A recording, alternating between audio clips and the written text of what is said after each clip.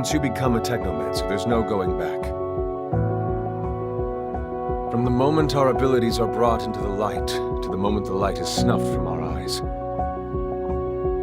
the Technomancers are nothing but pawns on a chessboard. I chose to side with the humans at a great cost, only to be betrayed by my own brothers. You think we're fighting for Aurora? You're wrong, officer. The opposition is made of patriots. Colonel Victor won't stop until he pushes the people of Abundance to flee or fight.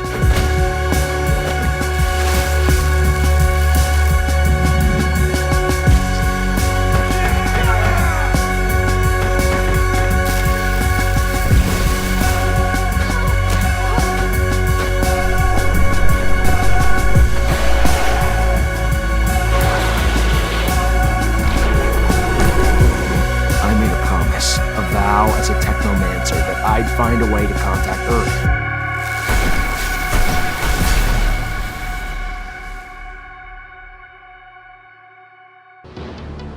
Earth. Join us as we make ready for one dangerous trip in the harshest environment ever inhabited by mankind, Mars.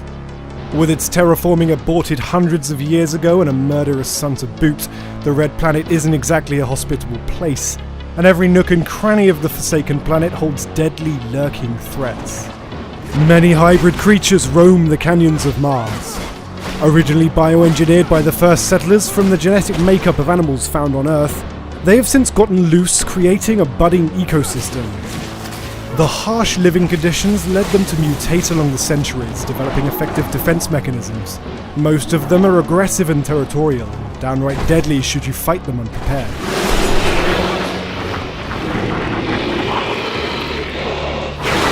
But the other human survivors can be just as dangerous. Ever since Mars got isolated from Earth, multiple factions have risen. The corporation Aurora and its rival Abundance, which you're a part of, are among the most powerful. More secretive factions exist, such as the underworld mobs who call themselves the Vori, the Merchants Guild of Noctis, and the less lucky mutants whose DNA degenerated after being exposed to solar radiations and who are now living as slaves and outcasts. You will be able to befriend those factions or antagonize them, depending on your actions and your choices throughout the story. Hopefully, you have all the tools to survive the harsh environment of Mars. Technomancer powers can cover a wide range of uses. You have access to damaging powers such as the most basic electric arc or the more advanced electric storm, but also support powers. The Electric Fist will help you control the pace of combat thanks to its superior stunning and disrupting ability. Electric Weapon will imbue your current blade, mace or staff with deathly sparks, and Magnetic Shield will surround you with an intangible field, negating incoming damage for a time. All Technomancer powers are devastating in their own right, but you'll have to use them tactically as each use will cost you focus, a slow regenerating resource. Each of your powers are upgraded by spending points in the skill tree, but they also have access to 2 mutually exclusive upgrades, changing the way the power behaves. Your Technomancy powers complement your combat stance of choice. Combat with the staff, signature of a Technomancer. With a blade and gun, mark of the rogue. Or mace and shield, the weapons favoured by soldiers. The combat with the staff is based on mobility and area damage, using sweep moves and blows. Its wide attack can stagger multiple enemies at a time, and so this stance is most effective against big groups of enemies. Fighting with the blade and gun requires agility with careful dodging. The blade has a higher critical rate than other weapons and can poison enemies for additional damage over time. The nail gun lets you control the pace of the combat by interrupting enemies from afar and land finishing blows at safe range. Finally, the mace and shield combat stance focuses on defense. It is less mobile than other stances, but allows you to block incoming attacks and gunshots.